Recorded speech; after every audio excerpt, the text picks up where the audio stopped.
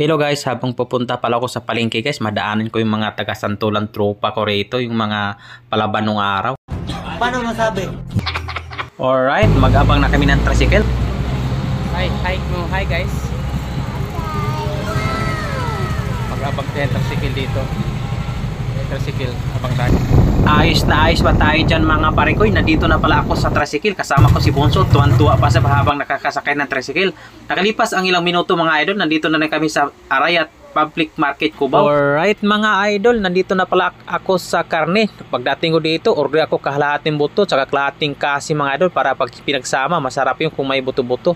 Marami pala silang karne rito mga idol. Meron silang limpo tsaka kasim tsaka mga paa ng baboy. Grabe ngayon ang limpo mga idol, 400 plus na. Nagtataasan lahat ng mga bilihin talaga. Alright mga idol, nasa bahay na kami. Hinugasan ko agad ang kangkong pagdating ko rito kasi medyo 10:30 na. Tsaka pinakuluan ko rin yung buto-buto tsaka laman mga idol. Ayos mga parekoy, nahuli pala nilagay ko yung pangasim. Pero okay lang yan, no problem. Nakalipas ang ilang sandali, ito, ready na to. Kainan na. Hanggang dito na lang ako mga idol. Maraming salamat.